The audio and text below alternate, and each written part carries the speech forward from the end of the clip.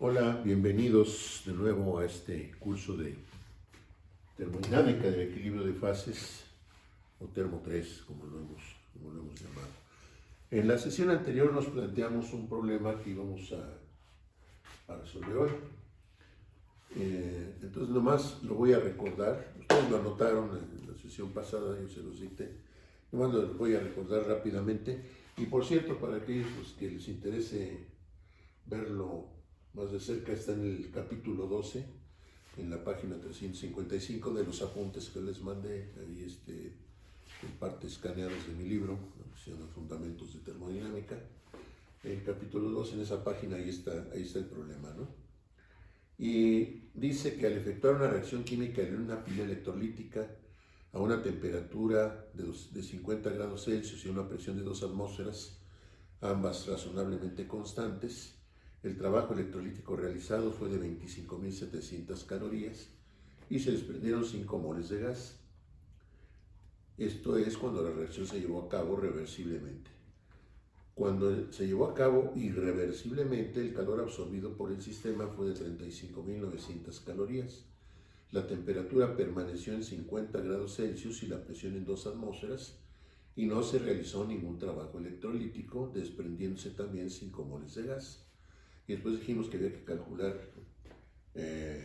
algunas propiedades termodinámicas: calor, trabajo de expansión, trabajo útil, trabajo total, cambio de energía interna, cambio de entalpía, cambio de entropía, cambio de energía libre de Gibbs y cambio de energía libre de Helmholtz. Como van a ser muchos cálculos, yo sugiero que lo organicemos en una tabla. Y por eso puse esa tabla para resumir nuestros cálculos.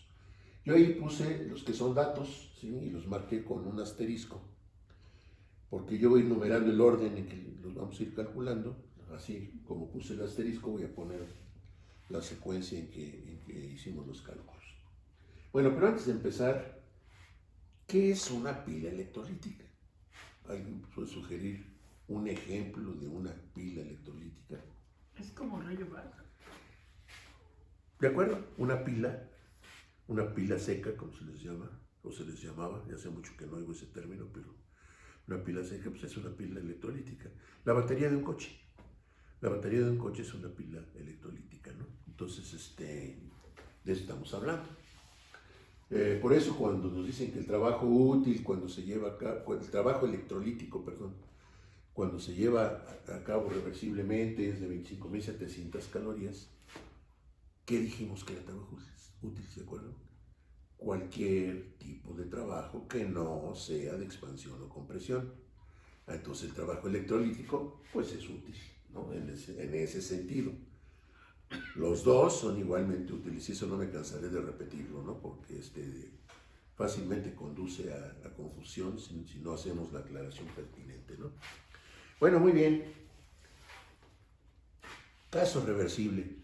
Pues mi batería montada en el coche, bien cuidadita, etcétera, etcétera.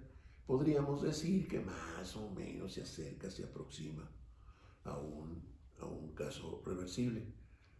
Irreversible. Imagínense que desarmo toda la batería y boto todo en una palangana de mecánico. ¿Qué es una palangana? Esto lo aclaro porque el otro día en otro grupo pregunté qué era una palangana y nadie me supo decir qué cosa era una palangana. ¿Sí? Es una especie de bandeja que usan los mecánicos para poner ahí a limpiar sus cosas y demás. Desarmo mi batería y boto todo ahí en la palangana. ¿Le puedo obtener algún beneficio? No. Por eso en el caso irreversible el trabajo útil es cero.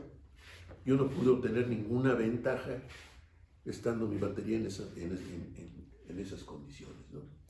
Bueno, muy bien. Tenemos mucho que calcular. ¿Por dónde empezamos? Dice un viejo dicho mexicano que comer y rascar todo es empezar, ¿no?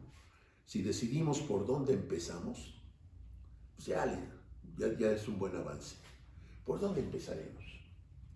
Pues yo sugiero que empecemos por el trabajo de expansión. Si ustedes se acuerdan, el trabajo de expansión está dado por esto.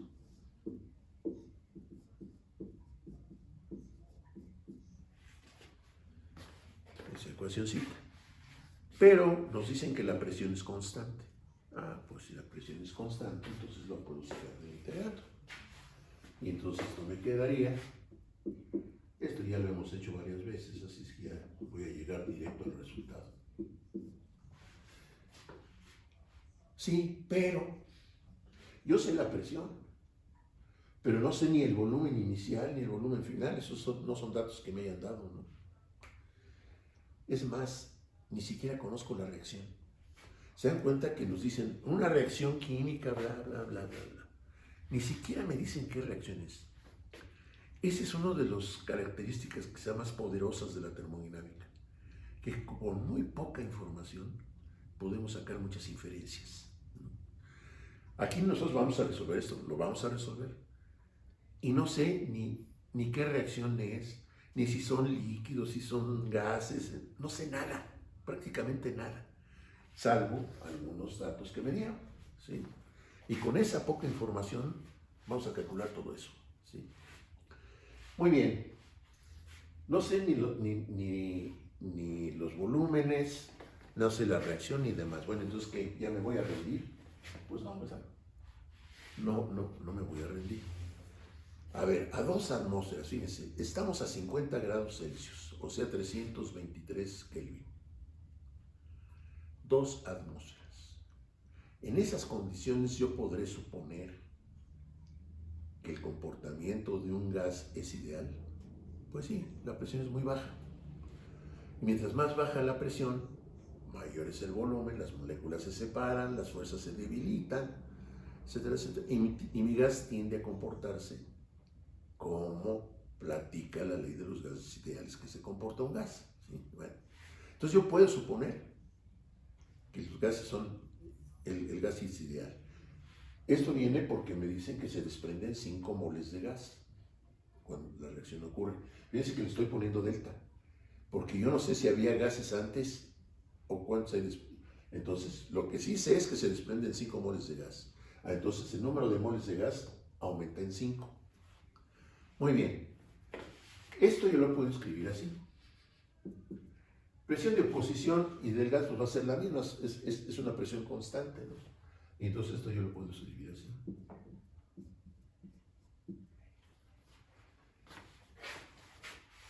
Y si aplico la ley de los gases ideales, entonces esto lo puedo escribir así.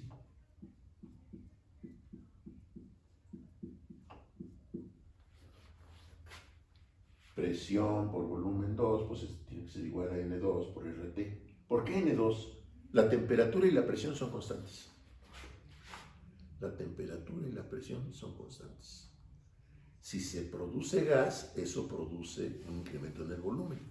Eso quiere decir entonces que el número de moles de gas está cambiando, pues sí, me lo están diciendo, ¿no? Y esto puedo entonces escribirlo así. Si yo ahí factorizo RT, pues entonces me queda RT por N2 menos N1, y N2 menos N1 pues es delta N de gas, ¿no? Y aquí está todo. Sabemos el cambio en el número de moles, sabemos el valor de R, ese es conocido, la temperatura es conocida. Dicho de otra manera, esto lo puedo escribir así. 5 moles de gas por R, como todo lo tenemos en calorías, pues vamos a trabajar en calorías. Entonces R vale 1.987 calorías sobre mol Kelvin. La temperatura, 50 grados Celsius o 323 Kelvin. ¿Sí? Y eso nos da, hay los cálculos ya hechos para no perdernos, 3.210 calorías.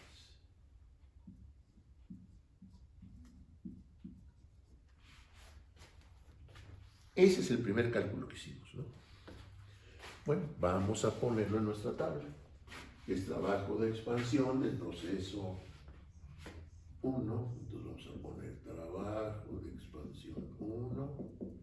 Llegamos a que era igual a delta N de gas por RT y nos resultaron 3.210 calorías. Y ese es nuestro primer cálculo. ¿Vamos bien hasta ahí? Bueno, Pero ¿qué pasa en el caso irreversible? La temperatura es la misma, la presión es la misma, se desprende el mismo número de moles de gas. La presión, temperatura constantes. Pues entonces me va a dar lo mismo, ¿no? Si yo repito esto para el proceso, para el otro, me va a dar exactamente la misma cantidad. Y entonces yo puedo escribir que trabajo de expansión 2, pues van a ser lo mismo, ¿verdad?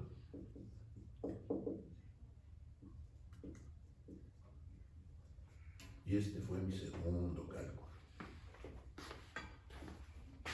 Muy bien, ¿por dónde seguimos?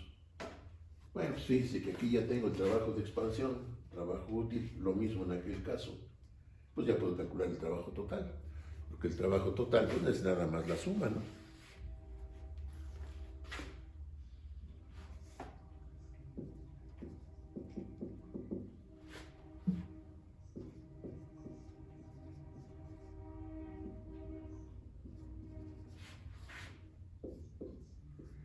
Y acá pues lo mismo, el trabajo total es la suma. Y entonces, trabajo total 2, pues van a ser las 3.210 calorías. Y ese es mi cuarto cálculo. ¿Vamos bien? Bueno, pero fíjense, ya en mi proceso 1, que es el caso reversible, ya puedo calcular el calor. Porque de primera ley,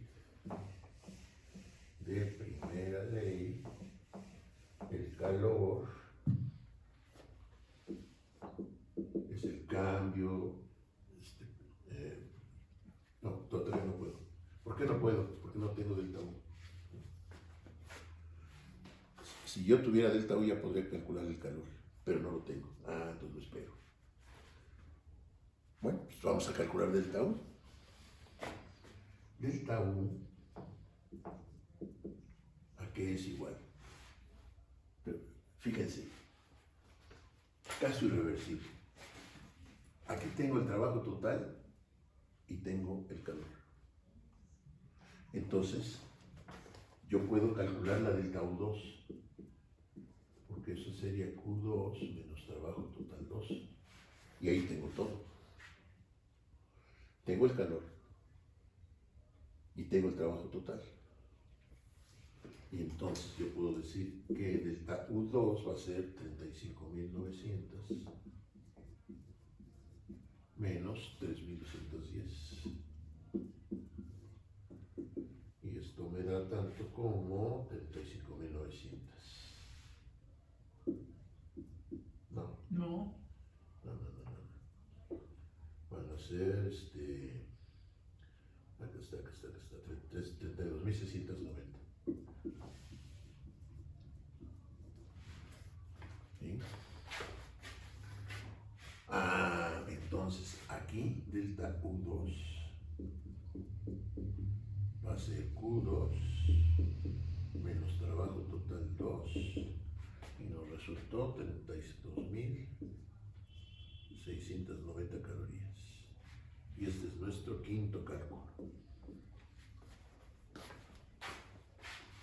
¿Está bien? Pero energía interna es propiedad de Estado. ¿Estamos de acuerdo? Y si la energía interna es propiedad de Estado, y como los estados inicial y final en los dos casos son los mismos, entonces el tau tiene que ser lo mismo. Recordemos, presión, caso reversible, 2 atmósferas, temperatura, 323 Kelvin. Se desprenden 5 moles de gas. Acá, la misma historia. Presión, 200 atmósferas, temperatura, 323 Kelvin. Se desprenden 5 moles de gas. Eso significa que el estado inicial y final en los dos casos son los mismos. Y por lo tanto, la delta U tiene que ser la misma.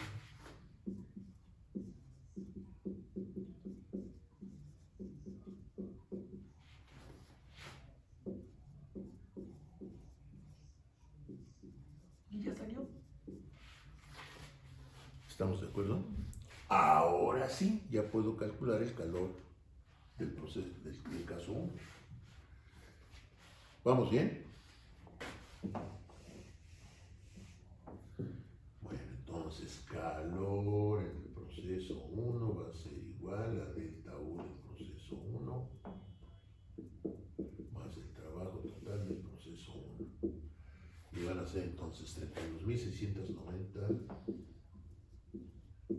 más trabajo total 1, 28.910. Y eso me va a dar 61.600 calorías. ¿Sí estamos de acuerdo? Entonces aquí Q1 va a ser delta U1 más trabajo total 1, 61.600 calorías. Y este fue mi séptimo cálculo.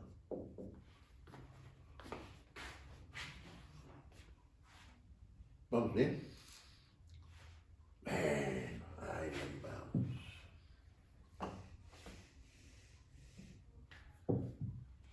Ahora vamos a pelearnos con la entalpía. Fíjense que ya sin querer queriendo íbamos a la mitad de la tabla. Se veía un problema monstruoso, gigantesco. Ahí estaría buena la regla que les dabas a los alumnos de cálculo diferencial integral.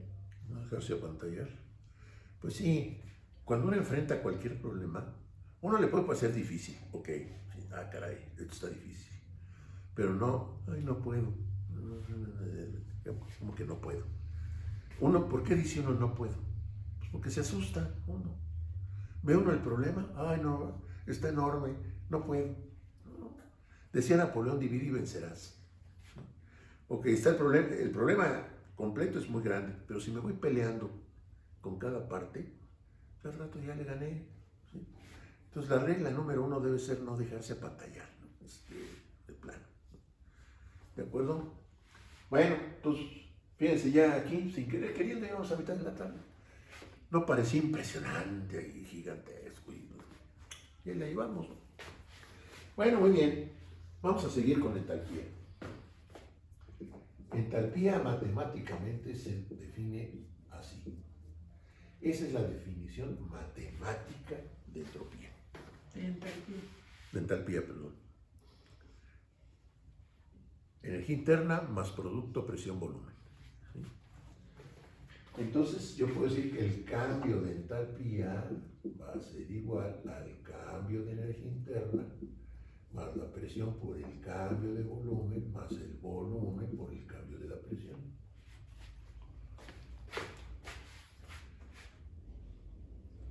Sí, nada más que en nuestro caso la presión es constante. Y entonces esté sumando calacas. ¿Estamos de acuerdo? Y entonces, y además, ¿esto qué es? Es lo primero que hicimos. Esto es el trabajo de expansión. ¿Estamos de acuerdo? Y entonces me queda que delta H es igual a delta U más trabajo de expansión. ¿Vamos bien? Conste que ahorita estamos haciendo cálculos numéricos. Esto lo tenemos que interpretar. De nada sirve hacer cálculos, aunque estén bien, si esos resultados no me dicen algo. Yo no tengo resuelto un problema hasta que interpreto los resultados que obtengo. Calcular y obtener resultados numéricos es una parte del proceso de solución, pero no acaba ahí. El proceso de solución acaba cuando interpreto esos resultados, cuando esos resultados me dicen algo, no nada más un número, ¿no? Un número lo hace cualquiera, ¿sí? Ahí un chimpancé amaestrado y hace los resultados, los cálculos. ¿Sí? ¿No? Eso no es la solución es la interpretación de esos resultados. Bueno, pero estamos avanzando, ¿no? Estamos haciendo los cálculos, que es parte del proceso de solución. Muy bien, pues entonces ya llegamos a que delta H es igual al cambio de energía interna, cambio de entalpía es igual al cambio de energía interna más trabajo de expansión. Pues entonces yo puedo escribir que delta H1 es igual a delta U1 más el trabajo de expansión 1. ser entonces delta U1, 32.690. Trabajo de expansión 1, 3.210. Y eso da, si Pitágoras no miente, 35.900 calorías. ¿Estamos de acuerdo? Ok, entonces delta H1 va a ser igual a delta U1 más trabajo de expansión 1 y son 35.900 calorías. Y este es nuestro octavo cálculo.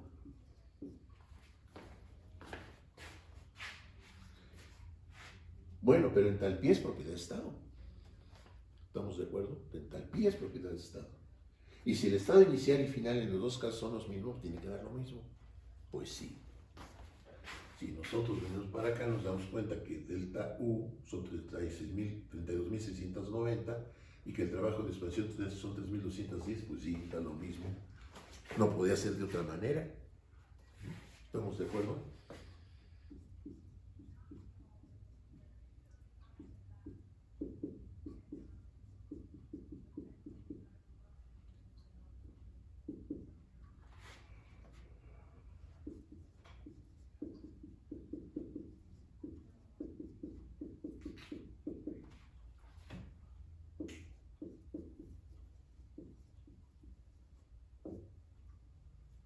Noveno cálculo. ¿Vamos bien hasta ahí? Bueno, muy bien. Ahora vamos a pelearnos con la entropía. Por definición matemática, eso es esto.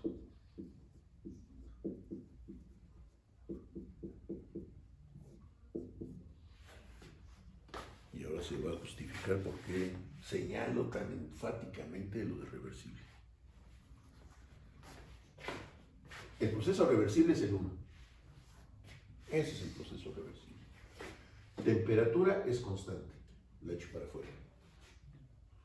Y la integral de la diferencial de Q reversible, pues es Q reversible. Si sumo todos los pedacitos de dQ reversible, pues me da Q reversible. Entonces esto lo puedo escribir así.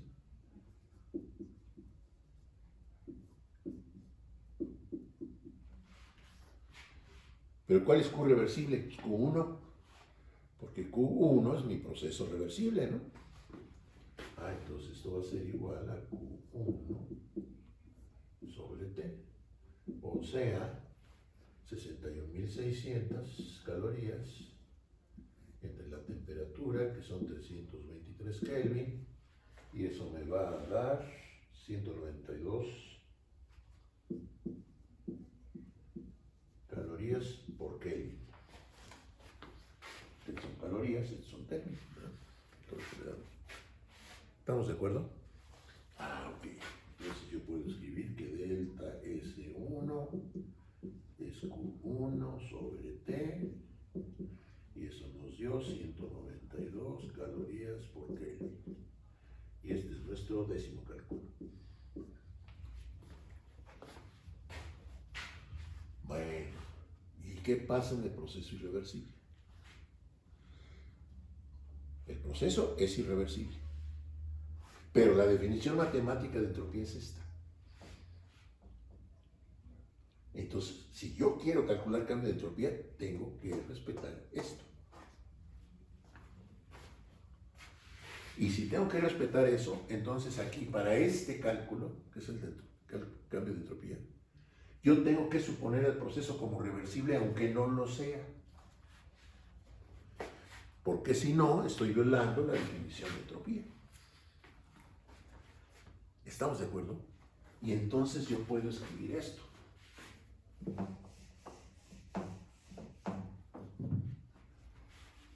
Cambio de entropía de mi proceso 2 va a ser igual a esto.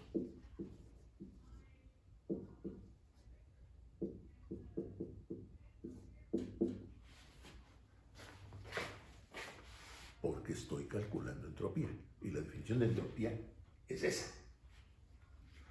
Bueno, pues entonces no me va a quedar más remedio que calcularla así, porque el calor reversible es el del proceso 1. ¿Estamos de acuerdo? Y entonces me va a resultar lo mismo que me resultó acá. Pues sí, entropía es propiedad de estado. Y si los estados inicial y final de mis dos procesos son los mismos, me tiene que dar lo mismo. Y la única forma de que me dé lo mismo es haciendo eso. ¿Sí estamos de acuerdo? Y entonces aquí voy a escribir que delta, cambio de entropía de mi proceso 2 va a ser Q1 sobre T. Porque el calor 1 es el que corresponde al proceso reversible. Y entonces me va a dar lo mismo. Pues sí, qué raro, ¿verdad?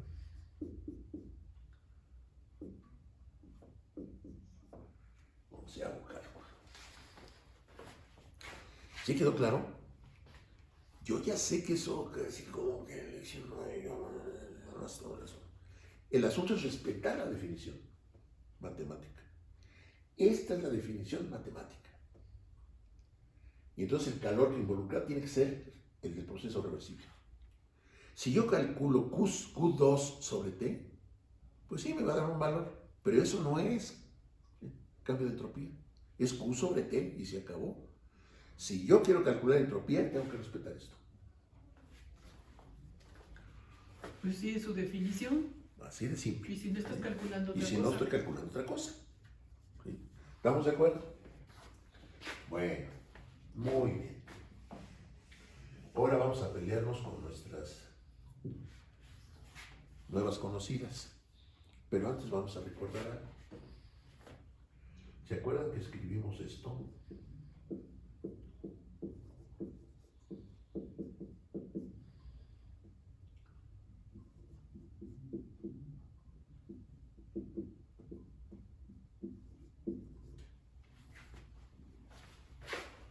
Esas fueron las conclusiones que sacamos cuando nos las encontramos, ¿no? Bueno, muy bien. Pero también sabemos que G es igual a U más PB menos 3. Esa es la definición matemática de energía libre de Gibbs. Pero como U más PB es H, lo que vamos a ver hace un ratito, como U más PB es entalpía, entonces esta la puedo escribir también así. Y las dos son igualmente válidas. Nada más que la segunda es más económica, ¿no? Entonces siempre es que hay que escoger el camino más económico, ¿no? El que implique menos operaciones. ¿Para qué me complico la existencia? Sí, por supuesto que lo puedo calcular así, claro que lo puedo calcular así, pero es más económico así. Y si yo considero eso, entonces yo puedo escribir que delta G es igual a delta H menos T delta S menos S delta T. Nada más que la temperatura es constante. Entonces, sumando, se anula. ¿Y esto qué es? Esto es Q1. ¿Cómo calculamos Q1? ¿Cómo calculamos entropía, perdón? Ahí está. Cambio de entropía es igual a Q1 sobre T. Entonces T por delta S, pues es Q1. ¿Estamos de acuerdo? Y entonces yo puedo escribir que delta G1 va a ser igual a delta H1 más Q1. Y nos va a dar ¿cuánto? Delta H1, 35.900 calorías. Q1, 69.600. Y esto nos va a dar menos 28.910 calorías. ¿Estamos de acuerdo? Y entonces voy a tener que delta G1 va a ser igual a delta H1 menos Q1 menos 28.910 calorías. 14º cálculo.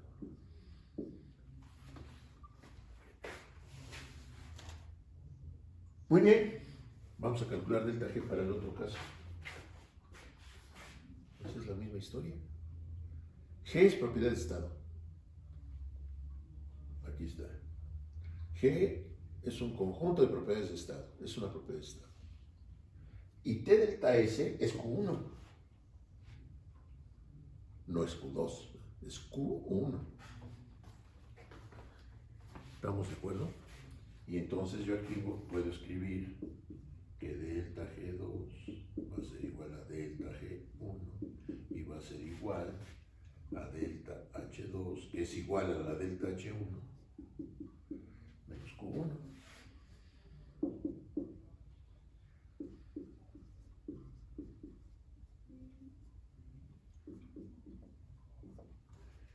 ¿Estamos de acuerdo?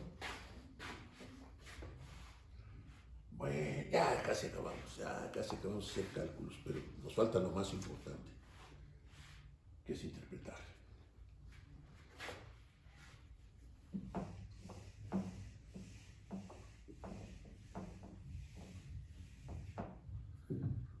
Ahora vamos a pelearnos con la energía libre de Helmholtz.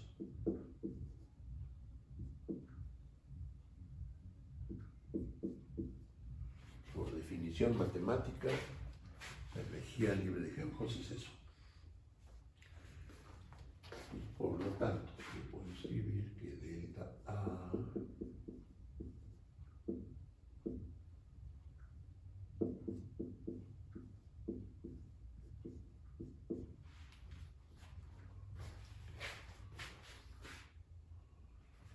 temperatura constante. Entonces esto me va a quedar delta U1.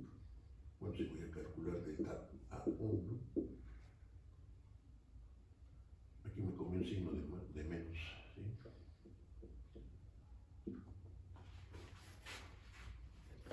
Y esto es Q1 otra vez. Esto es Q1. Y entonces me va a quedar delta U1 menos Q1. Delta U1, 32.690. Menos Q1, 61.600. Y eso nos va a dar menos 25.700 calorías.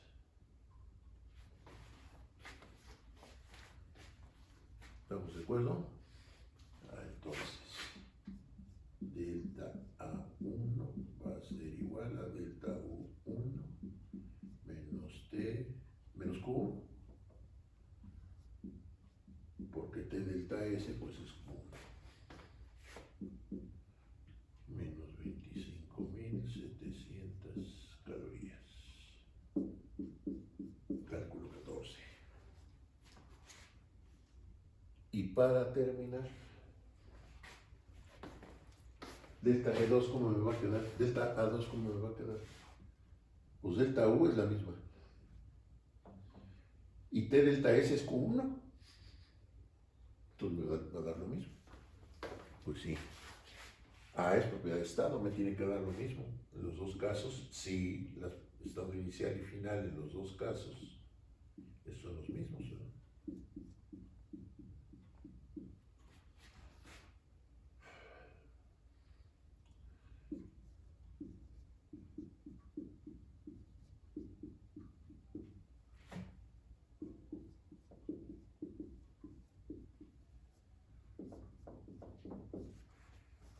¡Tarán! Ya que vamos a calcular.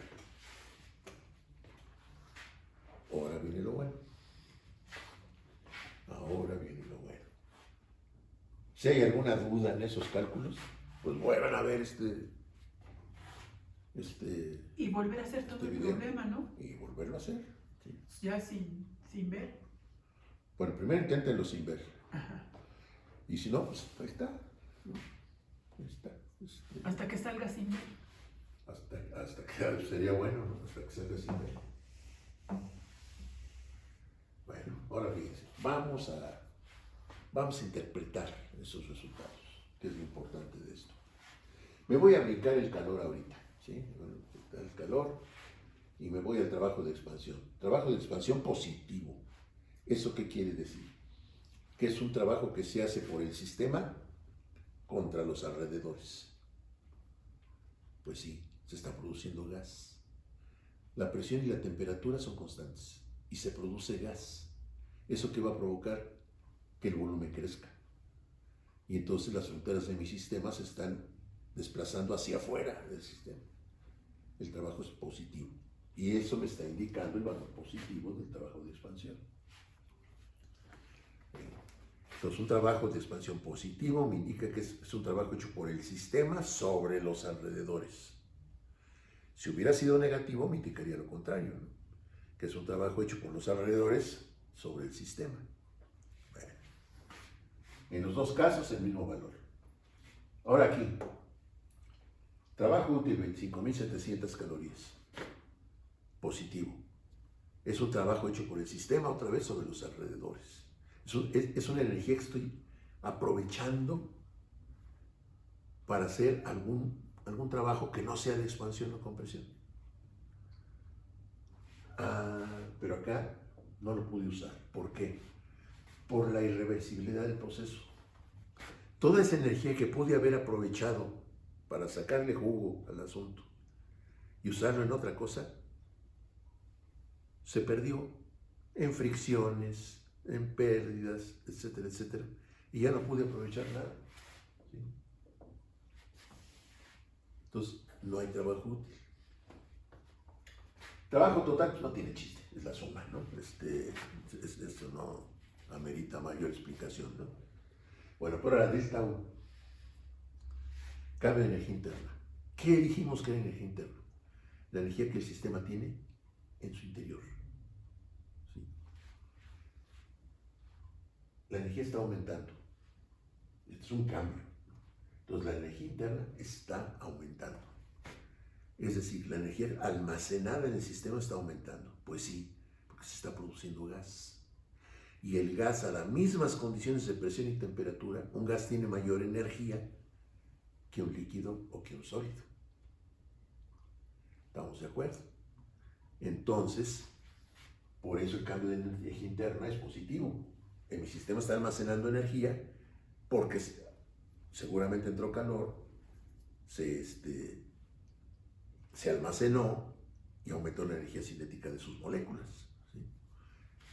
En los dos casos, como los estados inicial y final, la presión y temperatura son las mismas, entonces el valor es el mismo. Pues voy. ¿Estamos de acuerdo? Ahora, cambio de entalpía. ¿Qué cosa es entalpía? Yo casi puedo asegurar que les dijeron por ahí en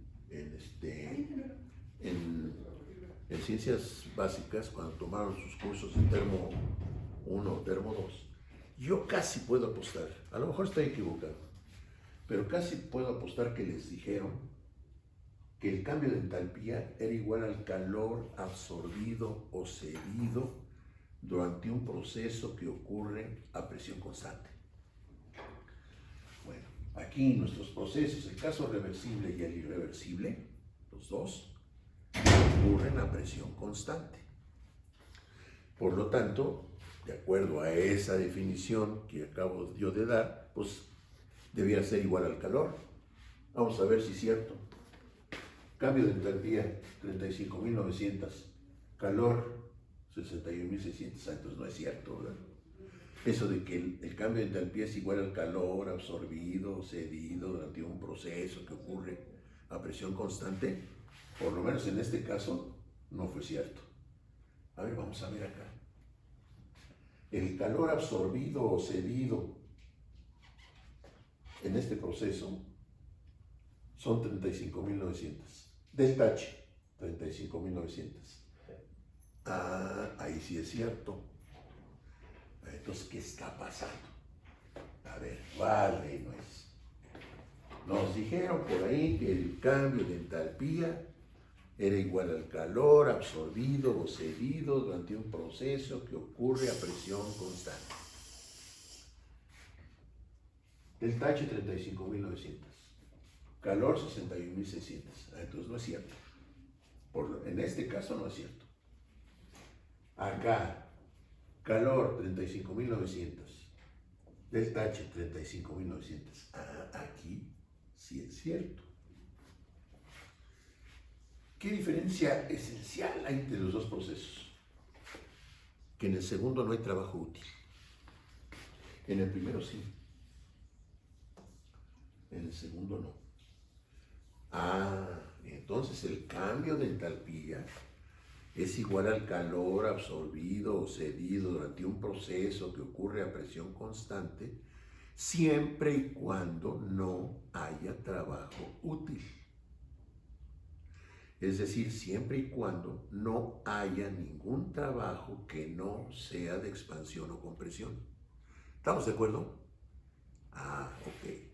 Entonces, esa definición de entalpía tenemos que afinarla, ¿no? ¿Cómo quedaría entonces?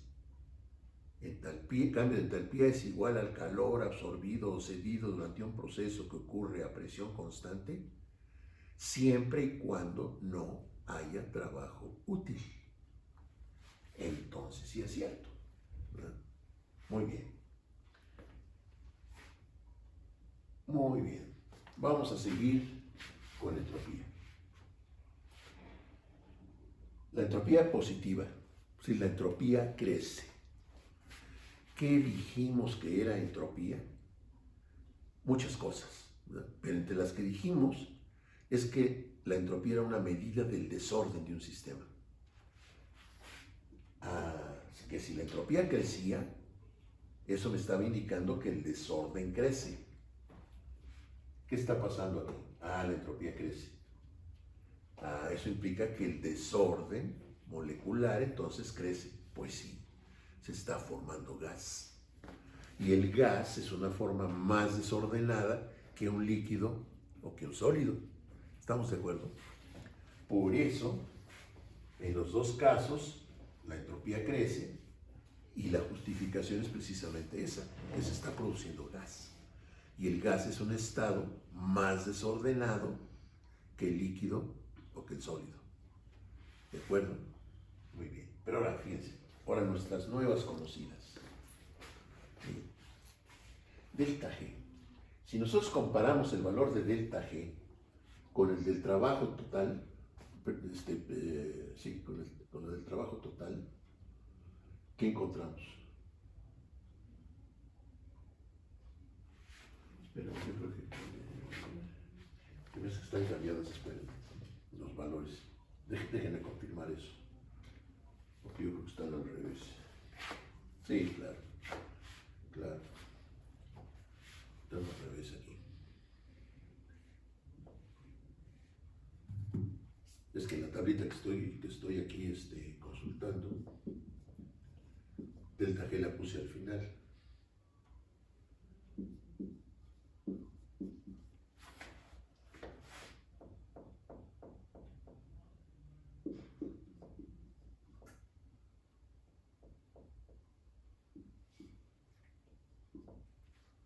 Ahora sí.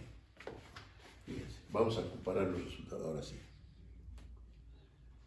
Si comparan el valor de delta G con el del trabajo de expansión, perdón, el trabajo útil, ¿qué encontramos? Son iguales, pero de signo contrario. ¿Qué es entonces delta G? ¿Por qué se llama energía libre? Porque es una energía que el sistema tiene disponible para hacer trabajo útil. O sea, para hacer trabajo que no sea de expansión o compresión. Es como si fuera un crédito. Imagínense que les dan a ustedes una tarjeta de débito que tiene 25.700 pesos ahí. Es lo máximo que pueden gastar. No pueden gastar más. Bueno, algo semejante pasa aquí. Estas 25.700 calorías que es delta G, si lo usan completamente, van a obtener 25.700 calorías de trabajo útil, pero no más. No pueden obtener más trabajo útil que el que está limitado por la energía libre de Gibbs. Acá la energía está disponible, pero no se aprovechó. No se aprovechó. ¿Por qué? Por las irreversibilidades del proceso, fricciones, y etcétera, etcétera. La energía estaba disponible. Si no la pudiste aprovechar es por la forma en que llevaste a cabo tu proceso. ¿Sí? Por eso se llaman energías libres. ¿Sí queda claro? Ahora, delta A. Delta A. Si ustedes comparan el valor de delta A con el del trabajo total, son iguales, pero de signo contrario. Esta energía libre de Helmholtz es la energía que el sistema tiene disponible para hacer cualquier tipo de trabajo. ¿Se usa o no se usa? Pues depende de qué haga yo. Aquí se aprovecha una parte. Como trabajo, una parte se aprovechó como trabajo de expansión, pero no en trabajo útil. Se desperdició. Esa energía que estaba disponible no se aprovechó para lo que era. ¿Sí? Sin embargo, son energías que el sistema tiene disponibles para hacer trabajo de expansión o trabajo total. Si se aprovecha o no se aprovecha, depende de cómo llevo a cabo mi proceso. ¿Estamos de acuerdo? Mientras más controlado, mientras más cerca de la reversibilidad pueda yo estar, lo voy a aprovechar mejor. Mientras más al extremo totalmente irreversible, pues no voy a aprovechar nada. Pero la energía está disponible. Bueno, muy bien. Vamos a avanzar un poquito. Nuestro curso se llama Termodinámica del equilibrio de fases. ¿Qué quiere decir esto? Que en este curso vamos a ver nada más entre comillas y subrayado, nada más cambios en el estado de agregación.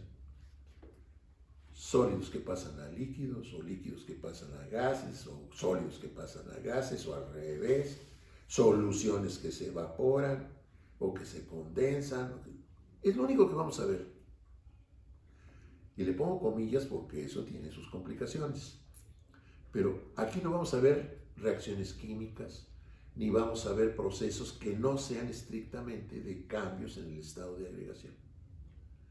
Si eso es cierto, entonces podré tener trabajo útil, podré tener trabajos que no sean de expansión o compresión. Pues no. Porque ¿de dónde va a salir un trabajo que no sea de expansión o compresión si lo único que estamos haciendo es evaporar o condensar o fundir o... Pues no. Y entonces, en nuestro curso, el trabajo útil va a ser cero. No hay posibilidad de que haya trabajo útil en los procesos que vamos a ver.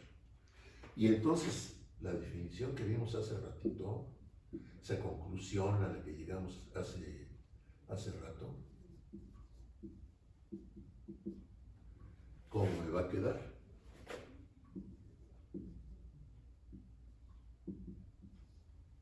Me va a quedar así. Y aquí de una vez aprovechamos para ver Bueno, primero, ¿qué significa el signo igual? Ya lo perdimos desde hace rato, ¿no? El signo igual, ¿qué significaba? Equilibrio. El signo igual implicaba equilibrio. La desigualdad, espontaneidad. ¿Se acuerdan que dijimos que equilibrio era un sinónimo termodinámico de equilibrio y que la irreversibilidad era un sinónimo termodinámico de irreversibilidad? Bueno, eso significa entonces que yo puedo tener de delta G o de dG, pues es lo mismo. Yo puedo tener tres resultados.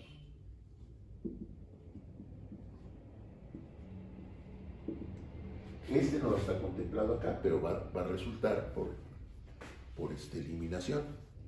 ¿Qué significa entonces que delta G sea menor que 0? Indica espontaneidad.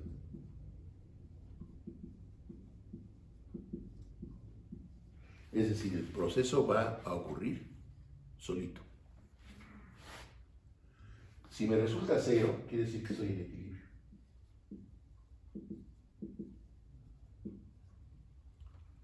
¿Y entonces qué significará que me dé mayor que 0?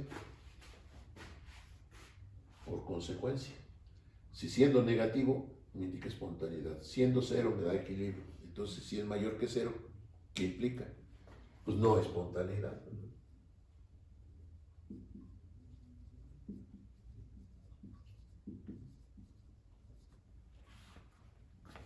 Es decir, el proceso no va a ocurrir solito, lo cual no implica que no pueda ocurrir. Por supuesto que puede ocurrir, pero ya tengo que intervenir, ya lo tengo que forzar, ya tengo que obligarlo a que ocurra.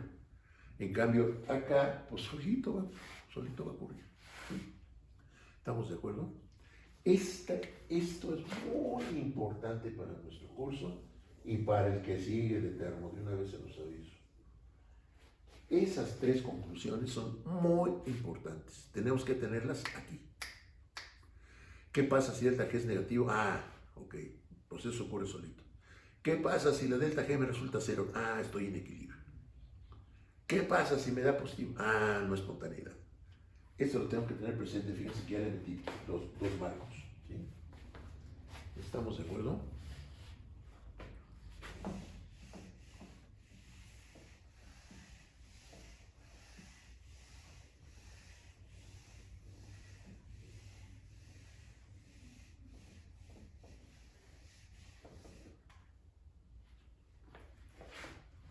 Para lo que sigue, ya nos vamos a meter, ahora sí ya, vamos a aterrizar esto. Porque esto todavía se anda un poquito allá en la estratosfera, ¿no? Que la delta G, esto necesitamos aterrizarlo, bajarlo a la Tierra, ¿sí? Entonces, en la próxima sesión ya vamos a empezar a aterrizar esto. Vamos a empezar por ver cambios de estado de agregación muy simples. Una ebullición, por ejemplo, ¿sí? Cosas por el estilo. Pero de ahí le vamos a ir sacando hebra para ir viendo ya cosas más complicadas. Les repito, si hay alguna duda en esto, primero vuelvan a ver el video. Y si aún así, tomando nota, acuérdense, ya lo dije, pero va de nuez. Este no es un festival de cine, este es un curso, ¿sí? Y entonces tienen que ir tomando nota, ¿sí? Ahí en un cuadernito, de preferencia cuadriculado, más bien cuadernote, ahí vayan tomando notas, ¿sí? Las cosas sobre todo que resalto, en las que insisto mucho. Por eso es importante oír una clase. Yo puedo tener un compañero excelente para tomar apuntes, ¿no? Y después le digo, oye, préstame tus apuntes, ¿no? Y me los fusilo. Pero me pierdo muchas claves. Cuando yo digo, esto es importantísimo, y no nada más para este curso, sino para el que viene, pues a menos que su compañero sea muy cuidadoso para tomar apuntes y ponga ahí, esto es muy importante para este curso y para el que sigue, ¿sí? Se van a perder esas claves. Cuando uno dice, fíjense bien aquí, esa es una clave que difícilmente está en el apunte. Por eso la clase hay que verla, ¿sí? Y tomar notas, por supuesto. No dejarle todo a la memoria. La memoria es muy traicionera, muy traicionera. Entonces no hay que dejarle las cosas a la memoria, ¿no? Anotar, ¿sí? Bueno, entonces la próxima sesión ya vamos a bajar esto a la tierra, ¿no? Y vamos a empezar a ver ya cosas sobre terreno más firme, ¿no? Que allá por las nubes, ¿no? Y volvemos a hacer todo. ¿Cómo volvemos a hacer El todo? problema lo resolvemos. En casa. El que venga. Ah, En casa. No, pues, miren, eso debiera ser por default. Mientras más complicado me parezca un problema, con mayor razón lo tengo que intentar de nuevo. Ay, Chihuahua, aquí cómo iba la cosa. Dice un dicho mexicano, el diablo está en los detalles. Yo puedo ver, sí, no, sí, sí, ya, sí. A ver, hazlo. Y yo digo, caray, ¿y aquí cómo iba? Eso debería ser por default. Ya resolvimos el problema, pues volverlo a hacer. O uno semejante, pero no quedarse con lo que se ve aquí. Ese es uno de los mayores errores que suele cometer el estudiante. Conformarse con lo que ve en la clase o en el pizarrón. No, hay que ir más allá. Aquí no se puede ver todo. Sería imposible. No acabo nunca. Estaríamos toda la vida viendo termodinámicas de fases. No. Tienen que ir ustedes más allá, ¿sí?, de lo que se ve aquí. Claro. Ahora por cada clase me voy a echar un mes viendo cosas. Tampoco, seamos realistas. Pero sí ver o volver a hacer el problema, o buscar uno semejante, ¿Estamos de acuerdo? Muy bien. Pues entonces nos vemos en la próxima sesión.